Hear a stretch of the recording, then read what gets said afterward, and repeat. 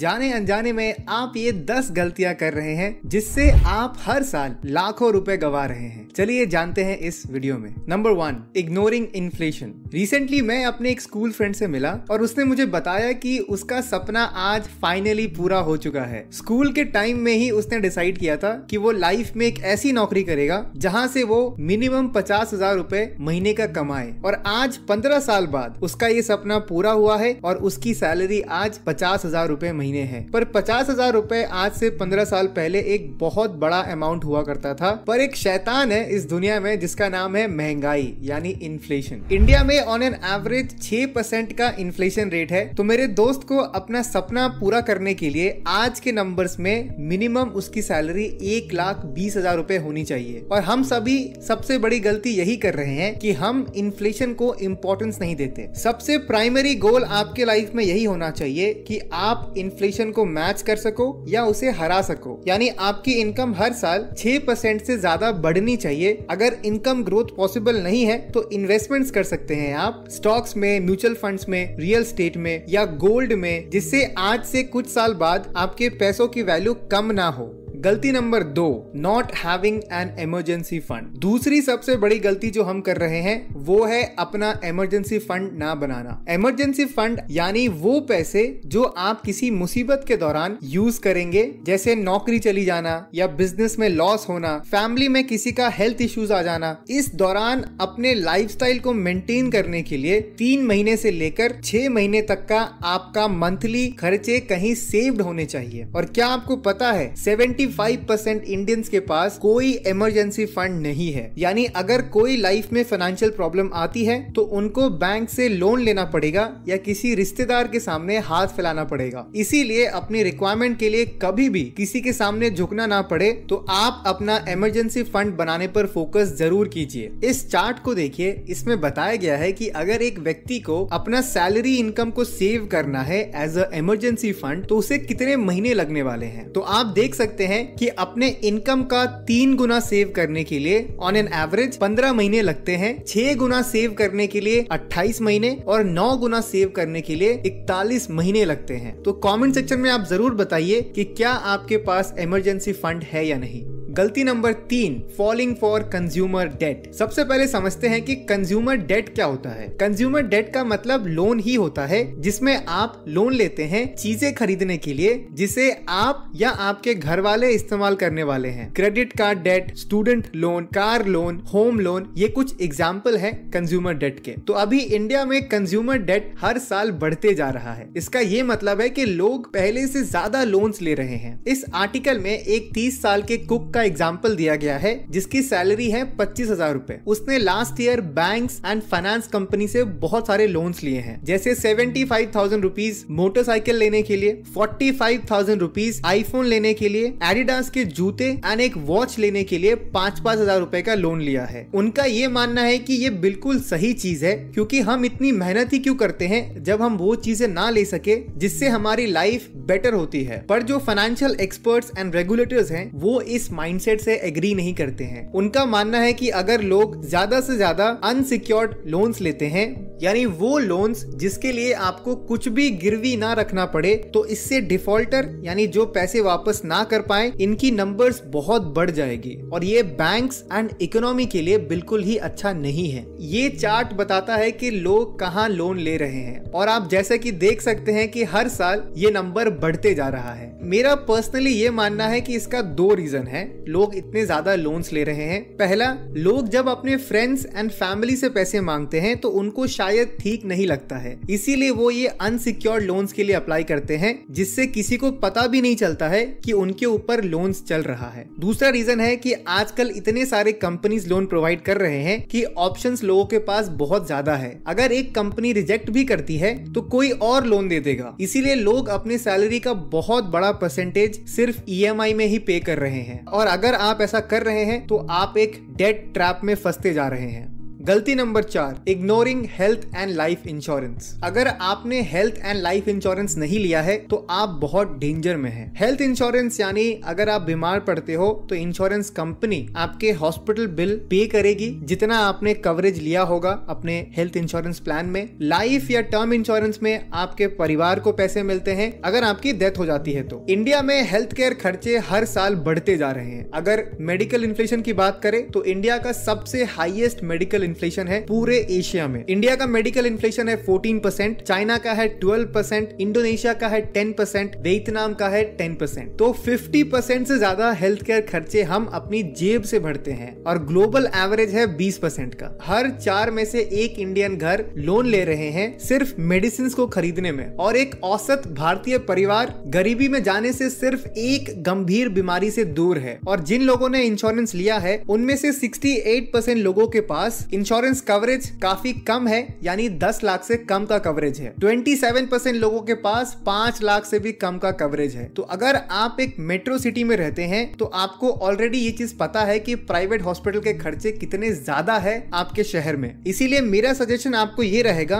कि सबसे पहले अपना हेल्थ इंश्योरेंस करवाएं। उसका कवरेज आपके साल के इनकम का 2 से 3 गुना होना चाहिए। यानी अगर आप साल का 10 लाख रुपए कमाते हैं तो आपका हेल्थ इंश्योरेंस का कवरेज 20 से 30 लाख रुपए होने चाहिए। और अगर बात करें टर्म इंश्योरेंस की तो आपके एनुअल इनकम का 10 से 12 गुना होना चाहिए टर्म इंश्योरेंस का कवरेज। तो अगर आपने अभी तक हेल्थ एंड टर्म इंश्योरेंस नहीं लिया है तो आप ये बहुत बड़ी गलती कर रहे हैं।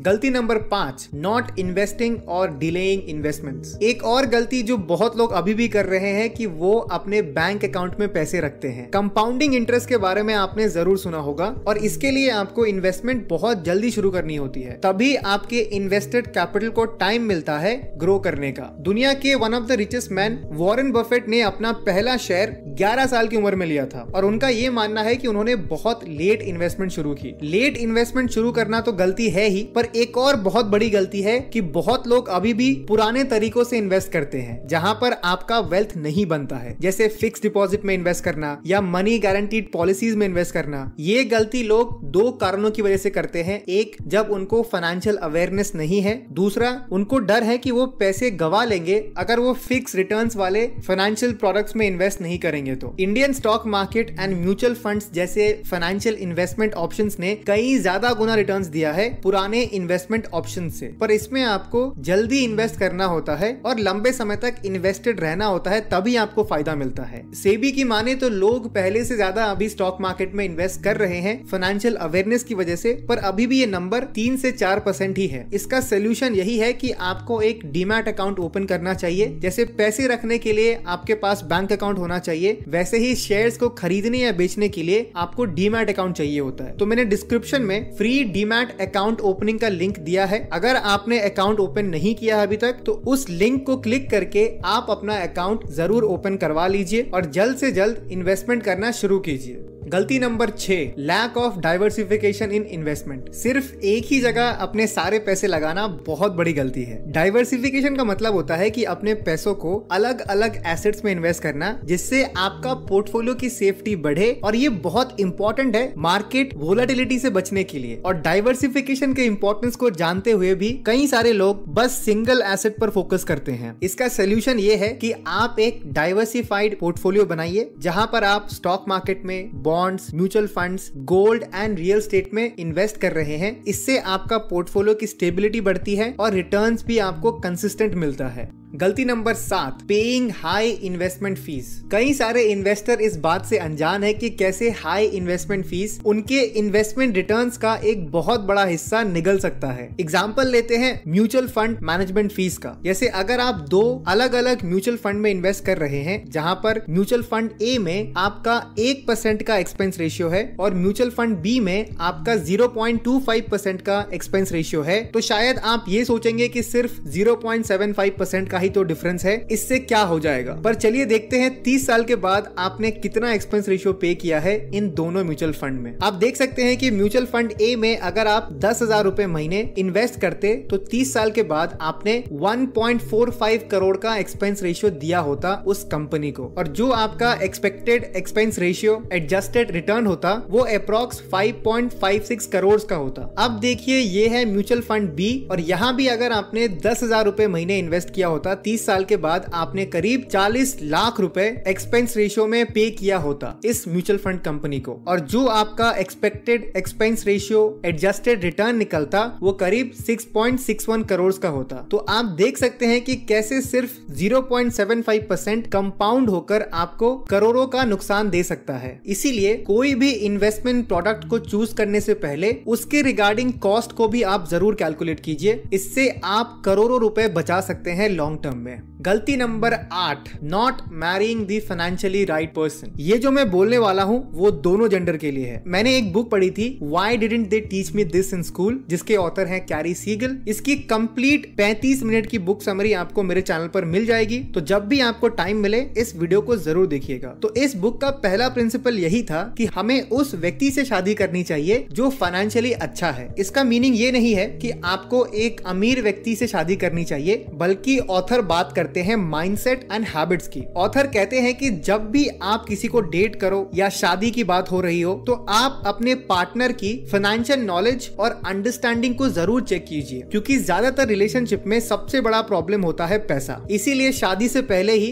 दोनों की अगर फाइनेंशियल एक्सपेक्टेशंस मैच करती है तो इससे आपका रिलेशनशिप बेटर होता है, और फ्यूचर में पैसों की वजह से प्रॉब्लम्स आने की चांसेस बहुत कम हो जाती है। बहुत लोग अपने पार्टनर को इम्प्रेस करने के लिए एक्सपेंसिव डेट पर जाते हैं, गिफ्ट देते हैं, और कुछ थोड़ा फेंकते भी हैं कि वो कितना कमाते हैं। इससे आप एक रॉन्ग एक्सपेक्टेशंस अपने होने वाले पार्टनर के मन में बना रहे हैं, और ये बिल्कुल भी अच्छा नहीं है आपके फ्यूचर के लिए। गलती नंबर 9, इग्नोरिंग रिटायरमेंट प्लानिंग। सबसे ज्यादा लोग अगर किसी चीज को इग्नोर करते हैं, स्पेशली जो अभी यंग लोग हैं, वो है रिटायरमेंट प्लानिंग, क्योंकि उनको लगता है कि अभी तो बहुत टाइम है इस बारे में सोचने के लिए। और कुछ लोग इसकी प्लानिंग नहीं करते क्योंकि उनको पता ही नहीं होता है कि फ्यूचर में कितने पैसों की रिक्वायरमेंट होने वाली है। पहला माइंडसेट चेंज जो आपको अंदर लेके आना है कि आप एक दिन बूढ़े होने वाले हो, और जिस रेट पर इन्फ्लेशन और कॉस्ट ऑफ लिविंग बढ़ रहा है, अगर आपके पास रिटायरमेंट सेविंग्स नहीं है तो आप अपने बच्चों पर डिपेंडेंट होंगे अपने बुढ़ापे में। और भगवान ना करे अगर आपके बच्चों के पास भी उतने पैसे ना रहे तो आप और आपकी पार्टनर अपने परिवार पर बोझ बन सकते हैं। इसीलिए आपको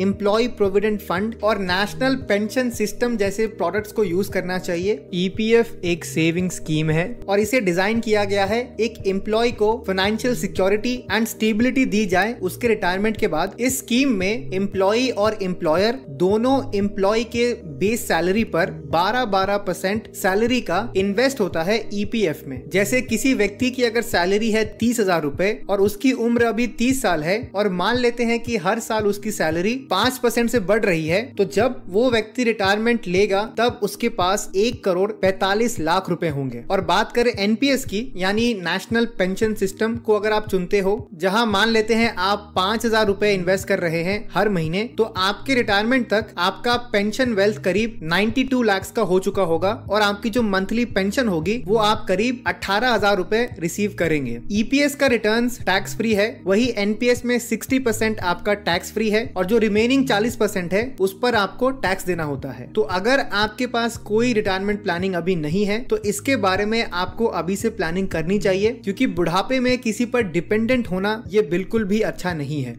आखिरी गलती है गलती नंबर 10, हर्ड मेंटालिटी। इंडिया में ये बहुत कॉमन है, हम करियर डिसाइड करने से लेकर इन्वेस्टमेंट भी भेड़ चाल को फॉलो करके ही करते हैं, यानी जिस ओर ज्यादा लोग जा रहे हैं हमें भी उधर ही जाना है। बहुत सारे लोग एक बहुत ही डेंजरस गलती कर रहे हैं कि वो अपने इन्वेस्टमेंट्स अपने फ्रेंड्स या फैमिली के टिप पर करते हैं, जिसमें वो कुछ भी रिसर्च नहीं करते। अगर आपको एक फाइनेंशियल एक्सपर्ट या लाइसेंस्ड फाइनेंशियल एडवाइजर अगर कोई सजेशन दे रहा है तो आप एक बार को ट्रस्ट कर सकते हैं, पर आपके फ्रेंड को किसने टिप दी है या वो बस अपने इमोशन के बेसिस पर डिसाइड कर रहा है, ये आपको कभी भी पता नहीं चलेगा। हर्ड मेंटालिटी सिर्फ इन्वेस्टमेंट तक ही नहीं है, बल्कि आप कौन सी ब्रांड्स की प्रोडक्ट्स यूज करते हैं, लेटेस्ट ट्रेंड क्या है फैशन में, कौन से कपड़े पहनने हैं, कौन सी गाड़ी चलानी है, शादी कैसे करनी है, एजुकेशन कहाँ लेना है, ये सारे डिसीजंस हम सोसाइटी क्या कर रही है उसे देखकर ही करते हैं। इसका सोल्यूशन है स्ट्रॉन्ग माइंडसेट एंड क्लैरिटी। आपको ये पता होनी चाहिए कि आपके लिए क्या सही है। दूसरों को देखकर कभी भी